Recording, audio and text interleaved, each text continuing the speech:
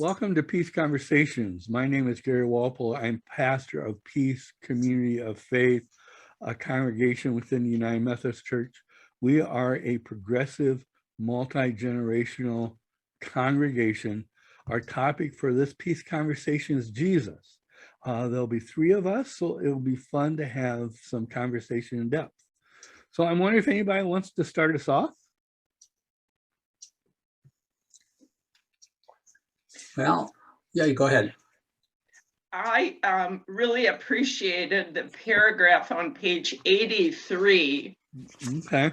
that starts out, but notice what happened. Jesus ceased to be a credible human being. I was taken with 1, 2, 3, down 3 and 4 lines. Whenever we emphasize the divinity of Jesus at the expense of his humanity, we lose track of the utterly remarkable human being that he was. And growing up, my recollection and kind of where I focused was on the divinity of Jesus. We talked about, in church, we talked about Jesus walking the earth and healing people, but it was all focused on because Jesus was divine. And the other thing in that paragraph that I loved was,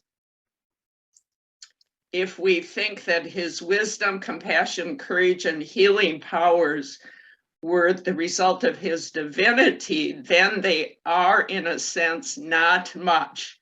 Even the most spectacular events attributed to him, walking on water, stilling a storm, feeding a multitude, raising the dead, are not much more than parlor tricks for someone who has the power of God. And I'm in agreement with that, because apparently other people in that time could do some of those things.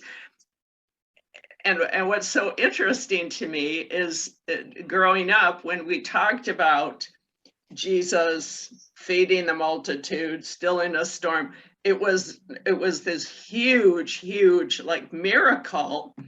And now I'm thinking, you're right. If Jesus had the power and has the power of God, those are like parlor tricks. That's not, that's not spectacular. So good learning for me. Good. Well, I look at it, I kind of see he's kind of trying to go two directions. One of them I like, and one of them he kind of is going retro back. I mean, a lot of times he's trying to differentiate the Jesus of the fundamentalists from a person. Chuck, are you talking about this paragraph or just generally? In general. Okay. In general. There are places where I think he hits it right on the head, and especially at the end, and trying to if I can read my own writing here, my notes. He's trying to unwind kind of the insanity of where the church has taken this, and basically one of his quotes at the end that kind of summarizes a good place is, "It's not about me." And if you look at any of the teachers, great teachers, or some of the great people who have done things, it's never about them. You look at Mandela. He spent 30 years in prison. He came out and he was a peacemaker, right? It wasn't about him. Whatever was going on wasn't about him. When you look at Martin Luther King, when you look at Gandhi, it wasn't about the person. It was about the objectives they were trying to meet, and about helping people. And when you look at that, you say, okay, that's where Jesus was. The church, on the other hand, and he gets into that. He talks about that as the before Easter and after Easter Jesus. The before Jesus was a person and a teacher and somebody that was respected and listened to, and after that, the church, well, it's 30 to 60 years later, people are starting to write stuff, and they start creating this other creature out of, or this other thing out of what Jesus was, and start putting all this other baggage on that Jesus would never have claimed, because in my view, it's not who he was. It's not what he was. I think that it's not about me is a good summary of where Jesus was about. He was a teacher. He was trying to, from what I've read, he's trying to show people a way to live that's closer, close to what he feels when he sees. He works with the Spirit through him, and you should have, if you work right, the Spirit is in you, it will come through you just like it does in me. And he's trying to, like a teacher, bring people up. They keep wanting to put him on a pedestal so that opposite of what Jesus wants, to get people to come up, his state is unattainable.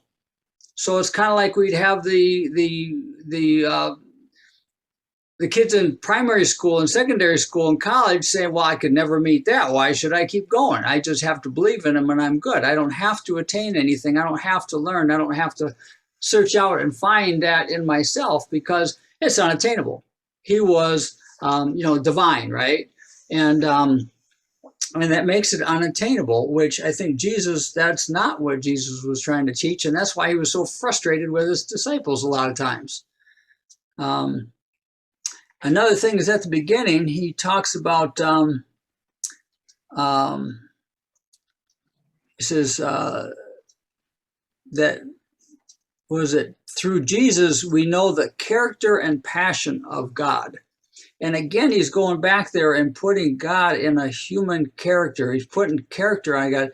I say through Jesus, we know the nature of God more. Jesus, through his parables, was trying to teach us about the nature of God. And when you start saying the character or the passion, you're starting to put human characteristics on it. And so when you say, if he was divine, these would be parlor tricks, that's if his motivation was that of a human being. And as a God, if God was a human being. You're trying to put human emotions and drives, everything on God. And I think that's where that line gets blurred, because we make God as a human, and that is really reducing God tremendously from what I see God is, and knowing from Jesus' teachings the nature of God, I think, is a much better way of putting that, because it is not what is God? How do we use this power that is in us, of us, a part of us? We're made from it. Everything around us is made from it. How do we interact with everything correctly to enhance and use this power and live in it, and in a way that brings us, it should be bringing us all up and all stronger and all better as opposed to worshiping somebody and saying we can never attain that. I guess, I don't know. I'm probably going in circles now. So Chuck, I've got a question for you. If I ask you what is the nature of God, or if I ask you what is the character of God, are the answers exactly the same? No, because when I see character, I'm seeing an aspect of a person or an entity. Can you give me a couple of answers? Like the character of God is? I can't, because I don't think that word applies to God. Okay, and then can you give me a couple of answers for the nature of God is? Okay, and that's where, Jesus used parables and talks about it and tries to point from different directions, and you're trying to find the intersection of where these parables are, talking about how God or the kingdom of God works. When I think of God, I'm thinking of something that right now in my regular physical being is very hard to put a finger on. In other states, it's almost a sound, a unifying force that ties everything together. That is kind of the stuff we are beyond our individual identities, right? Because our individual identities are kind of a manifestation of our existence here as in bodies, right? I think when we get down to what it is that I am, we find there's just the same thing in all of us. I think that is the I am, and I think it's the same thing throughout creation of what that is, and we're all tied together. And finding that area where we're all tied together and experiencing that is what Jesus was trying to teach, and how all of the politics and all the other stuff, you're trying to work through that so that you can, it shouldn't be a distraction. You're trying to rid yourself of the distractions so that you can find the essence. And the essence is not a person. The essence is something deep down inside of all of us in our existence. And to try to define it in words, I don't think it's something you can do. I think it's something you feel. I think it's something you experience. But to try to put it in words, I think I don't know. Every time when I have experiences, I come back and try to explain them. There's no words. I don't have words because it's an experience and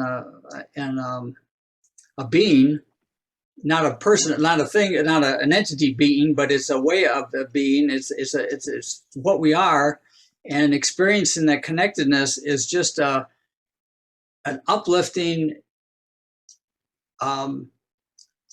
fully just I don't know, my words disappear, but just a good feeling, just a whole healthy, connected feeling with everything around, and that you feel from your core. Trying to tie in with that is more the nature of God. And Jesus tries to describe those things. If you think of that more when he's describing his parables, you realize I'm in the Father and the Father's in me. It runs through me. He's talking, and people who follow me, the Father will be in them, and they and the Father the same as they are in me. That's from John, if you look through that. But the feeling that they were getting, the way they were living, and what they were experiencing from that, I think is what made Jesus different than a lot of the others who claimed to be the Messiah, is that whatever he brought to people and that connection that he engendered in them, and the people even for a generation after that in a lot of these communities, certainly changed their lives. And certainly, go ahead. Here's what I'm thinking, but Gary, you might be able, I don't know if I'll be able to express it very well. If I came to you, Chuck, and said, I'm trying to learn about Christianity and what's important about it and why I wanted to believe in it, and said, can you tell me about your God? Based on what you just said, and I'm sorry to say this, I would walk away saying that I don't know what I'm supposed to get or understand or kind of latch onto in order to start believing in like Christianity, a God, even the evolving Christianity. Yeah, I'm certainly not a good teacher, and that's why I'm not in that role, because I have never been a good one to put it into words. I do enjoy reading other people that can, and they bring me to a place where I begin to connect.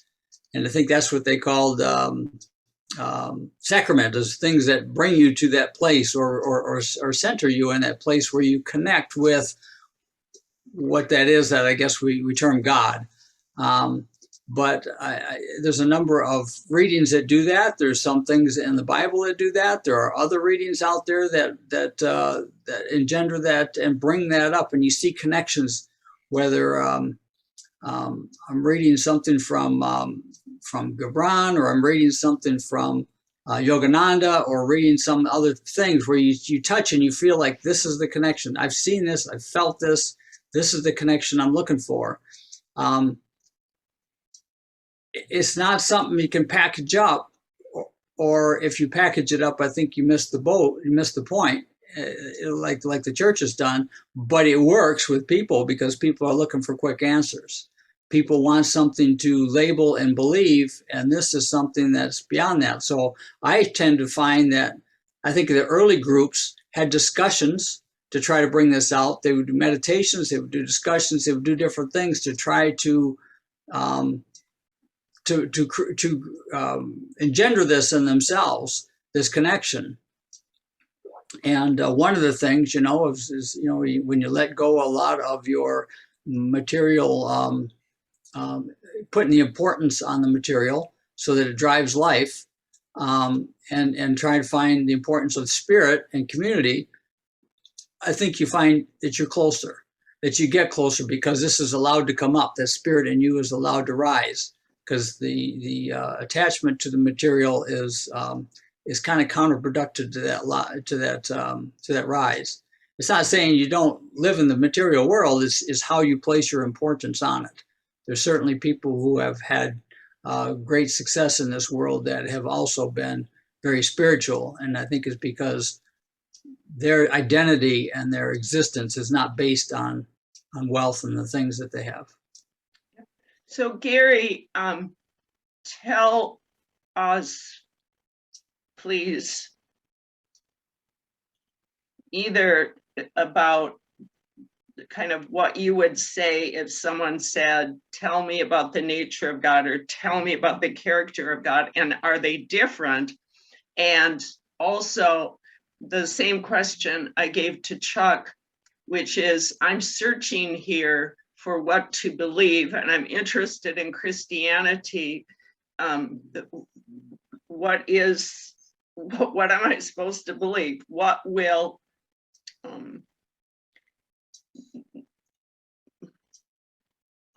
satisfy the longing, the innate longing I have in my heart to believe something that makes sense to me? Let me try to do it in as much shorthand as I can. At the same time, look at how Borg organized it. Yeah. Okay. Going back, first chapter on Borg, not the introduction, first chapter. Well, the introduction is we're living into a new way of understanding things, a new paradigm. That was the introduction. Then the first chapter was on faith. And at the end of that chapter, he said there are 3 important, unique things about the Christian faith. One was that Christians believe there is a God, just like the Jews and the Islamic faith. And he called God the heart of reality. As Chuck said earlier, there is something more. Okay, there's something more. When you touch that more, it grabs you. Go ahead. So I think within the Christian tradition, there's always been tension between God being a divine being somewhere and God being spirit. And we've always tried to reconcile those two, right? So we talk about God and then we talk about the Spirit of God. But if you ask me, I would say that God is spirit. Okay. Mm-hmm. And I would connect that up with the first part of the Apostles' Creed, is that within the universe, there is a spirit that is intentionally moving, that is constantly looking to create and nurture life. Okay, your life, my life, all the life on the planet Earth, the life of the planet Earth itself, the lives of people that live in different cultures anywhere in the universe. There is a spirit that has a power that is moving to try to intentionally nurture and create life. And when I think of God, that's what I think of. But there's always that tension in me thinking about God. What does it mean to think of divine, how it becomes flesh and blood? Or how do I live that out? You live that out, Chuck lived that out. How did Jesus live that out as what we would say in the Christian tradition, the best, or at least the way I would say it, Jesus is the best reflection for Christians of who God is. Okay, and so we look to Jesus as that reflection of God. And so Jesus, or Borg in his chapter about Jesus calls Jesus the heart of God, right? And the first thing he points out, he says Jesus is a mystic. As Chuck said, that a mystic is someone who has this personal engagement with what is sacred. So like in the Gospels, as we've talked about before, the word we often hear and translate and have heard all our lives when Jesus heals someone, or when Jesus calms a storm, or when Jesus walks on the water, or when Jesus feeds someone, is miracle. That word is not in the Gospels. The word that is used is power. So when someone's hungry, Jesus has this connection to the sacred to nurture their bodies and their souls and their minds, that Jesus engages the power of the sacred in many different ways. When he talks about the Bible, he talks about the Bible as being the heart of the Christian tradition. He doesn't say it's the be all or end all. It's interesting, he calls it the heart of the Christian tradition that we're invited to engage in. So he talks about the Bible being a metaphor. And one of the things he'll often do is he'll talk about metaphoric history and historical metaphor. But if you were to ask me, Gary, not only what do I believe about God, but what does the Christian tradition teach about God? First thing I'd say, the Christian tradition is very diverse on what it teaches about God. And you can look at that two ways. You can claim there is one way that is completely right and all the other ones are completely wrong. My answer would be the way to think about God is whatever nurtures your life and then allows you to nurture other lives without harming them. Ooh, I like that. Okay. So my grandmother believed in God very differently than I did. And there are Christians today that believe in God very differently than I do. What I always look for is a God who is constantly using God's creative power to bring about life, to redeem life, to nurture life, and people to live that out in a way that does not harm others. Nice. And when I look to someone who reflects that most effectively, Jesus is not the only one that has ever reflected who God is. But for me, Jesus is the primary reflection of God. That doesn't mean that I don't resonate with Buddhist and the Buddhist faith and tradition. Mhm. or indigenous faith and traditions from around the world, or the Jewish Islamic faith and traditions. It means for me and the community I'm part of, Jesus is that primary reflection, Mhm. without denying how God is reflected other places around the world. Mhm. Mhm. And so one of the things Borg like to talk about, I spent a lot of time talking about it, is how important the language we use. So he talked about the meaning of our Christological language, which is, for me, kind of using inside terminology to begin with that is not helpful. But the way we talk about Jesus, the Christ, is either going to nurture somebody's lives or harm their lives. And as Chuck pointed out, and I think is part of all our experiences, there are ways that people have told us about religion and God and Jesus that has been very harmful. And part of what we're processing now is how can we think religion and God and Jesus in a way that is healthier for us and nurtures our lives, rather than I often like to talk about using God or the Bible or Jesus as a weapon. And too much in our lives, all of them have been used as a weapon against us.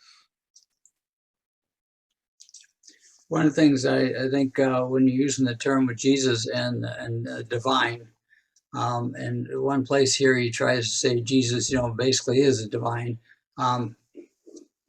I think a better way to put it or think of it is the divine comes through Jesus. So when you see Jesus, you're not seeing a divine person, you're seeing a person who is connected with the divine. You're seeing what that flow looks like of the divine coming through a person and working in this world through a person. And so he's with his connection, he's trying to share that and teach others to also make that connection because it's there for all of us. How do we find that connection? That's why I think at the end, Borg had it right when he said, his quote, "It's not about me.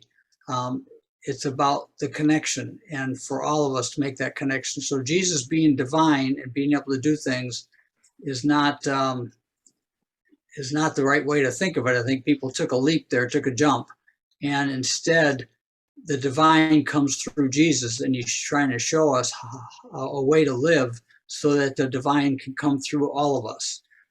Because if we're all working with peace and with the wisdom that comes with that divine, we're in a lot better place than scrambling over bits of scraps on the ground. I think, Sharon, I might have mentioned to you once before, but a simple book that I think puts a lot of this in perspective for me. I went back and read it a year or so ago after many, many years. Is a book by Richard Bach. You've ever heard of Jonathan Livingston Seagull? Mm-hmm. Have you read it? I read it because you listed it as one of the books that you found. Right. He is a pilot, and so he was a pilot, and so a lot of his metaphors are around flight and around the air, and so Jonathan's a natural outspring of that. Seagulls are pretty amazing flyers, and so he did it through kind of the eyes of a seagull, much as anything. But you can take everything that's in there and relate it to lives. And then I know that when I first read it, when it first came out, there were 3 sections to it.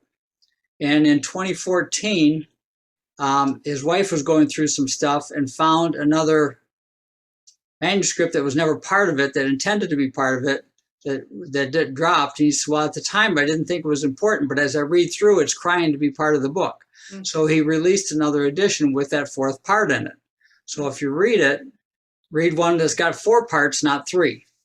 Okay. And I looked for 4 parts at the library, and they did not have it. They just had the 3. So when I was down at Barnes and Noble, I saw both were there, and I always liked the cover on the one with 3, but the 4th has the other one, and I actually got it for a youngster that I was mentoring at the time, trying to struggle with some of this stuff and trying to make things so that you can kind of relate. And the one thing that book does is sometimes takes you to a place where you can start to feel a connection or kind of a memory of the from the other book we're talking about doing next. Is I knew that, I felt that, I feel, you know what I mean? You're trying to find stuff that's a connection that you already have, because this connection is in you and you're trying to wake it up, because we cover over it with all of the weight and baggage that we pick up in this life.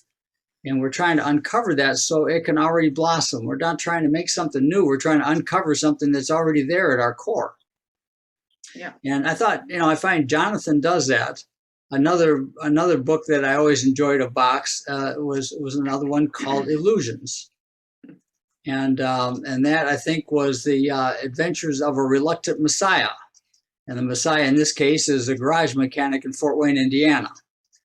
But he doesn't want to be the Messiah. Like Borg says, it's not about me. Right? So trying to find those connections and find things that help you wake up little connections. You'll find little metaphors, little stories, and sometimes they help you strip away some baggage. But otherwise, I guess trying to find words to put capture the whole thing, and I don't know how to capture it in the essence of divine in words. Yeah. Okay. I needed to do a happy hand wave because Fort Wayne, Indiana is my hometown. Okay. Oh, okay. So that's how that got in there. We've been trying to use language as well as we can to talk about something that is just hard to talk about. Mm-hmm. And it part of it is just trying to live out that language in ways that nurture life. Because I think that's the essence of Jesus's ministry and the essence of what God is or who God is. Mm-hmm. Okay. Borg then he goes on to talk about what he says is the pre-Easter Jesus, and he talks about Jesus kind of having, we can get back to your characteristics, Sharon. 5 different characteristics of who Jesus is. Right. Jesus was a Jewish mystic, a healer, a wisdom teacher. I'm going to throw in there, he was a Jewish wisdom teacher. He was a social prophet. All prophets are social, but he was a Jewish social prophet and a movement initiator. Mm-hmm. I would say that's community builder. And I think that is probably more, at least for me, is more significant than most Jesus scholars give it credit for. But I wondered if you had thought about those 5 different characteristics of who Jesus are and what you think of those. Starting backwards, because to me the most important one, the one that really struck me, was number 5, a movement initiator. Its most visible public activity was its inclusive meal practice, often targeted by Jesus critics. And when I thought about that, first of all, I thought, yes, that is true, how he would bring everybody together. And it made me think about the meals that I've had and hopefully will have, where I'm going to do my best to think about how wonderful it is to be with people of, different backgrounds, different ideas, sharing bread together. that to me is pretty wonderful. Mhm. Yeah. And takes on a whole new meaning when hopefully we're coming out of pandemic, where we've been told we need to keep our distance from each other. Yes. Mhm. Yes. Um,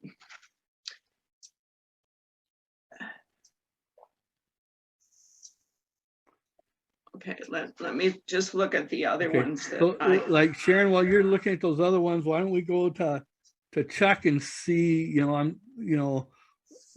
what Chuck has thought about those 5 different characteristics. Well, I guess for me in my life, I relate, life radically centered in God, healer, and wisdom teacher are the 3 that I focus on. The social prophet and movement initiator was, I think, a lot of his work to bring that here, and what caused a lot of his problems, because he's trying to teach, and I think the terms that got put to him as a king, like I said, they called a lot of these mystics or even kings,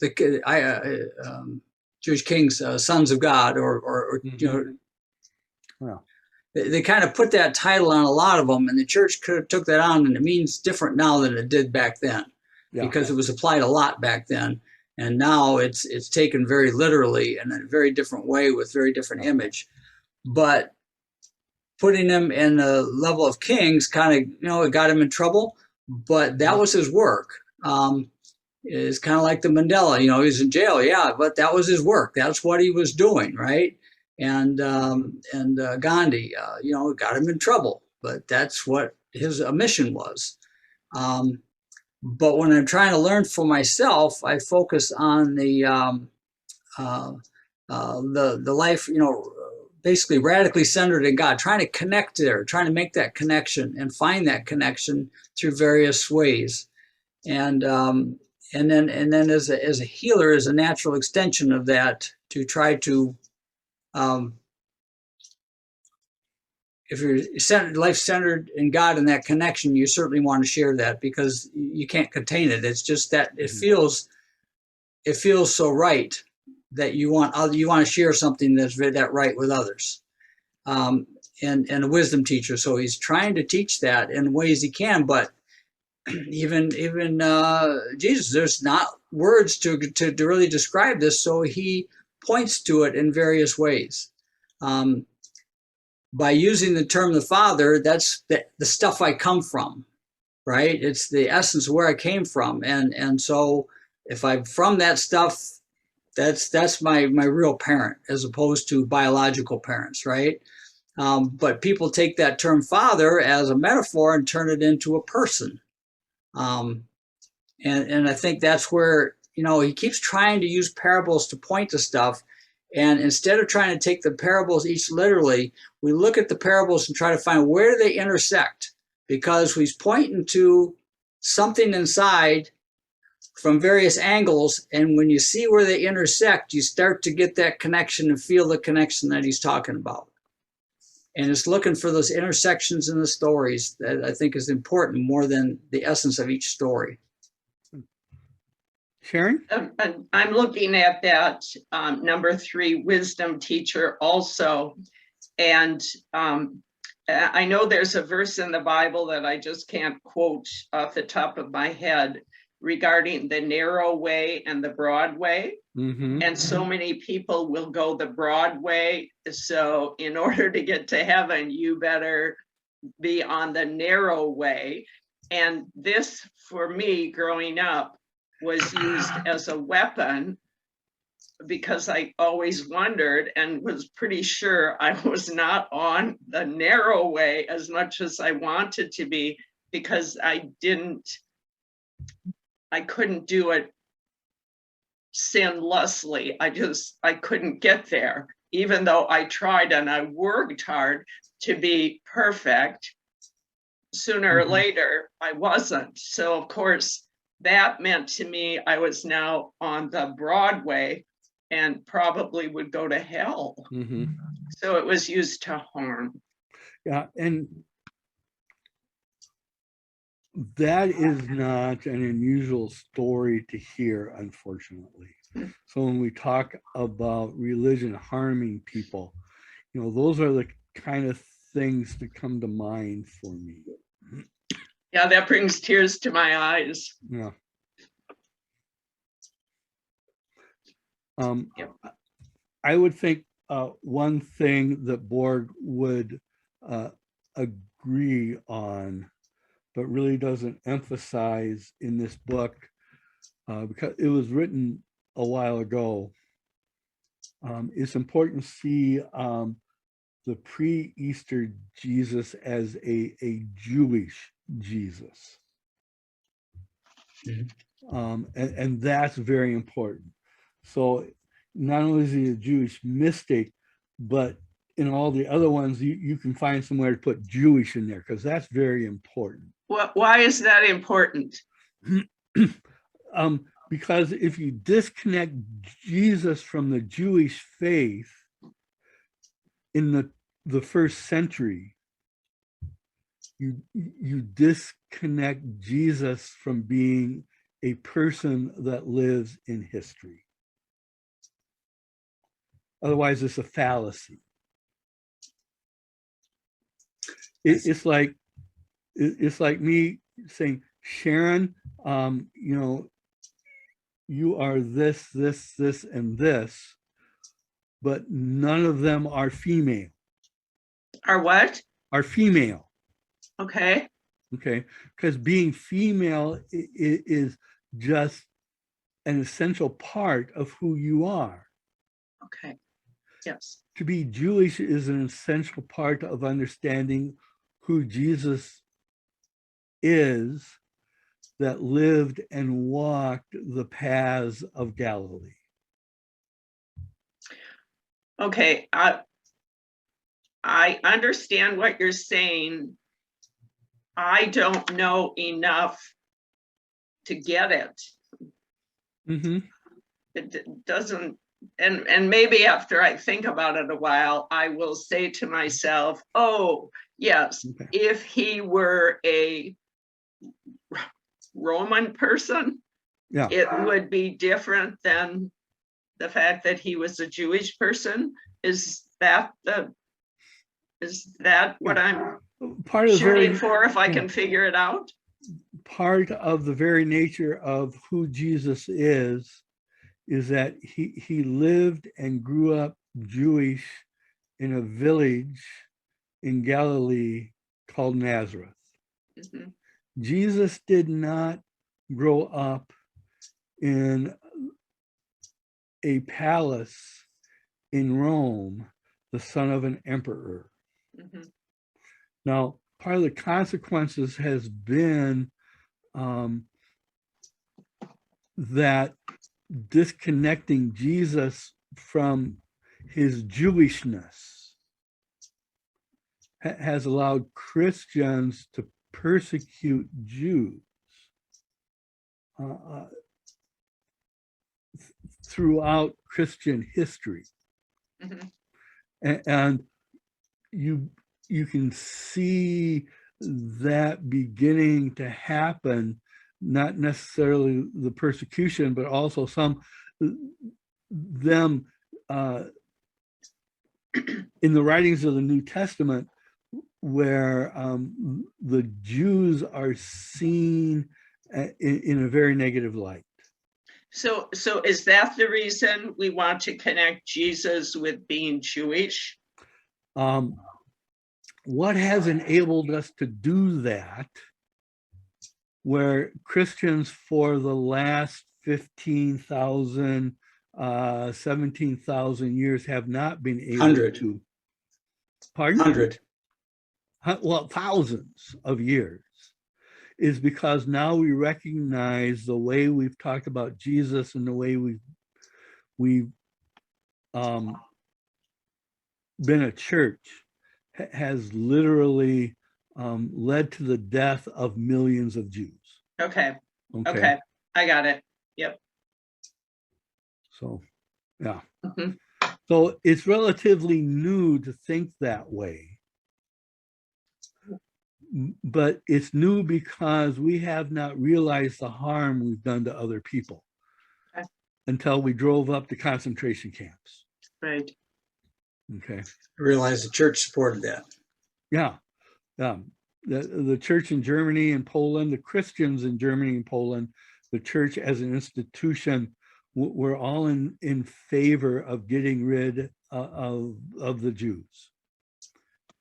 Anything under German control during the Nazi era, one of their goals was to wipe all the Jews, to exterminate all the Jews. So, yeah. But, you know, that's an important thing to remember. I think these are 5 good ways to look at the Jesus who lived. And there's also a sense of how we understand that. What is the spirit of Jesus now in our midst? And that's that language we use to make sense in the 21st century. You know, who is Jesus for us today? I think is a different question than who was Jesus when he lived and walked the hills of Galilee. But the two are very related. That's Borg's pre-Easter and post-Easter Jesus. Yeah. Yeah, we created quite a different picture for each. Yeah. So we got about 5 minutes left. We actually got about 6. We got, if there's anything spinning around in either one of your heads, it might be worthwhile throwing it out.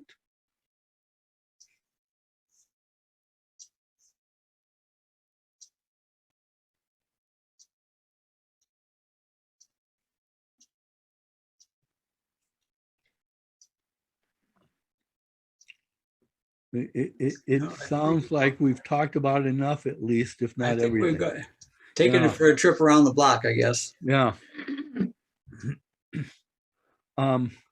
He does take time towards the end of the chapter to talk about the death of Jesus, which, you know, probably we need more than 5 minutes to open that can of worms.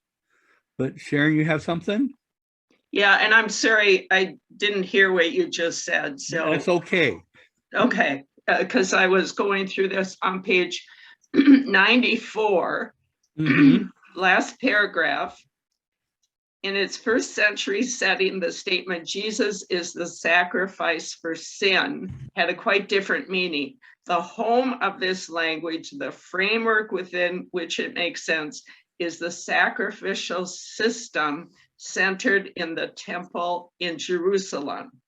And what my understanding is that the temple was where you went to have your sins forgiven, and that the temple theology thus claimed an institutional monopoly on the forgiveness of sins. So I can see where the temple folks said, wait a minute, that's what we do. Now, if Jesus is doing it, we're out of business. Right. Yeah. And that would be, I think, well, kind of scary for people who earn their living or whatever they did.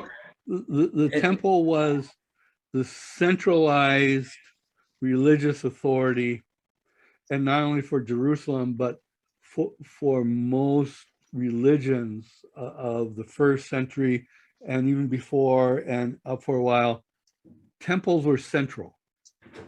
Right. And even as, you know, some of the stories we have about Jesus healing, in some of those stories it says, now that you're healed, go to the temple and do what you're supposed to do as far as sacrifices in the temple. Oh. So it's not like Jesus was opposed to that. What Jesus was opposed to was the sense that somehow temple authority was the only place you can go and that is authorized to forgive people's sins, however it was understood in the first century. So wouldn't that be confusing to folks? Here we've got Jesus who and God who will forgive, but you have to provide this sacrifice to be forgiven. It's like, well, which is it? That was the tension, because Jesus claimed to have the power and authority from God to forgive sins. Mhm. Okay. And the temple authorities claimed that they were the sole people who had the power and authority to forgive sins. But you just said that Jesus was okay with them going to the temple. Yeah, to Do the sacrifice. ritual. Is Yep. that what you said, or did I misunderstand? Yes, no. Jesus's issue was not that the temple was there. Uh-huh. Jesus's issue is that the leaders of the temple were misusing their power and authority. Okay. Okay. There's a couple things on that. One, I think Jesus was trying to work within the Jewish system, but was interpreting things in a different way. Instead of being strict for behavior control, it was more about the purpose. Kind of like Sabbath was made for people, not people for the Sabbath. Things like that. Trying to interpret it for real living instead of enforcement. The other thing I guess I think about on that is these writings are done 30 to 60 years after his death, and that their purpose in having Jesus and his movement forgive sins and taking power from the temple was in a different light than what Jesus himself did, because their environment was different, and the things they were battling were different. So remembering that as these writings are going down and the stories are being put together, they aren't necessarily what Jesus did, but they're trying to create this movement and move forward with this movement, having Jesus and his work at the center of it, but sometimes trying to do things for expediency of what they need done right now. Does that make Right. sense? Yeah. Okay, I'm sorry, I'm going to leave. Well, and it's time to be done. So thank you so much.